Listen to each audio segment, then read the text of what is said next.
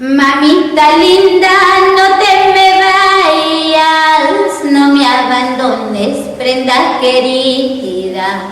Te necesito, viejita linda, Dios de los cielos, no te la lleves.